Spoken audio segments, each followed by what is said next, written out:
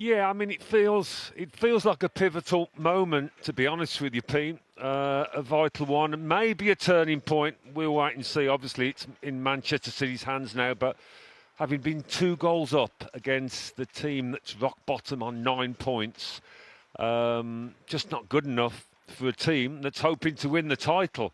And the way, things unravelled at the end, Trossard just trying to waste time, and then David Raya panicking, coming out when he didn't need to come out. It doesn't bode well, really, for Arsenal being able to handle the pressure, I think. When you're looking at this game with Arsenal, it didn't feel like they were feeling very comfortable throughout the whole game. They scored 5 minutes into it with Bukayo Saka, and then you're thinking, can they take control at this point? Where do you think that was lacking in this game?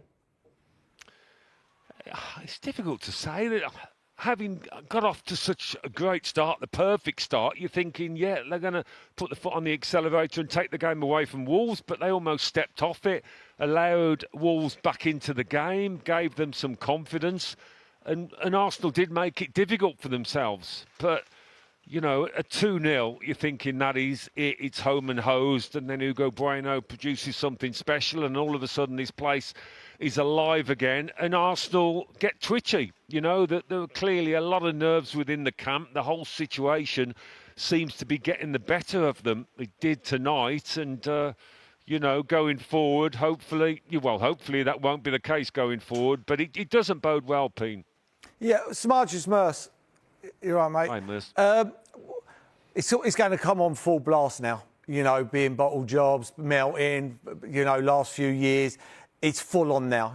Drawn away at Brentford and then being 2 goals up against the worst team in the league. Let's not get away from that. They've got 10 points now. It's going to come on. How are they going to cope with this now? Yeah, big job for Arteta, Merce, isn't it, now, to try and calm things down. He's really got to earn his money, I think, because what you saw out there at the final whistle with Jesus on the Wolves defender losing his composure, rattled. Obviously, the whole Arsenal side were frustrated, but they've just got to settle down. We've spoken so often about them being the best team, the best squad in the league.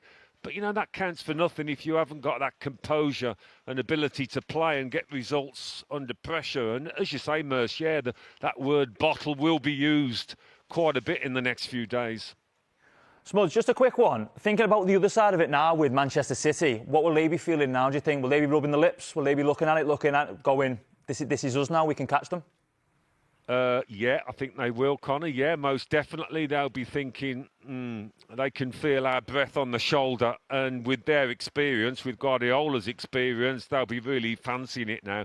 Obviously, it's a big game against Newcastle for them at the weekend, but they can almost feel the nerves of the Arsenal team watching that tonight. I mean, they probably wouldn't have expected what we saw right at the end, but they saw it, and now they really would have gained confidence from it. Smudge, just asking again, they've gone 2-0 up. When I'm watching the game, even when they go 1-0 up in 5 minutes, it seems like they're not playing to their full potential. It seems like they're playing in second gear, and it's like, well, we're not going to let in any goals, so 1-0's enough, and it's a dangerous score, and then they go 2-0 up.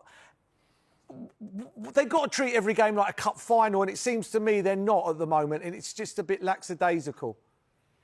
Yeah, I mean, they dominated possession in that first half, having gone a goal up, but they didn't create many chances, Merce, did they? And looking at the stats before the game, Manchester City had scored 16 more goals from open play than Arsenal, the league leaders Arsenal. And I know we say it doesn't matter how you score, and Arsenal have been brilliant at set pieces, but 16 more goals from open play. And that tells you that Arsenal aren't creating so many as they should be, and they certainly didn't, having gone a goal up when you would have expected them to take charge and maybe get the second and get the third, but it's just not happening for them at the moment. Alan, thank you very much. We'll let you go. Go and get yourself warm. Cheers so much. Thanks, Pete. Cheers. Just picking up on that in terms of Arsenal not scoring enough goals, which is what Alan was saying, where do you think that's coming from? Because when you are top of the table, you need to be at the top of all of these sort of statistics, don't you, to be able to win the Premier League? Well, they're top of set plays, and that's the one that's kept them up there. But I said at half-time, it seems whatever they do, they fall over it. Seems to be a pattern. And we're talking during the game, me and Connor. I can't believe how many times they give away the ball so cheaply. It was so cheap, you know. Instead of dictating the game 1-2-0 up and then keeping it and going across that way, drawing Wolves out, they give away. I don't think they put 3 or 4 passes together at too many stages in the second half. And when you're playing against, and I'm not going to get away, Wolves are not a great team. They've got 9 points before tonight. So, you know, they're not the team that we're expecting, you know, that we expect Arsenal to come back from 2-0 down and get a draw with Arsenal. They've got to be more patient.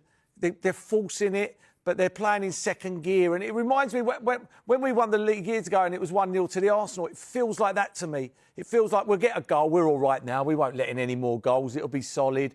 But it doesn't happen. We said that you're always going to get a chance in this football nowadays. And, you know, and fair play to the young kid. The young kid's goal's a good goal. You know, when you're a 19-year-old kid, you've come on for your debut and that ball bounces down, everything's going through your head. And for him to keep that ball like that, you know, he could become a Man City hero.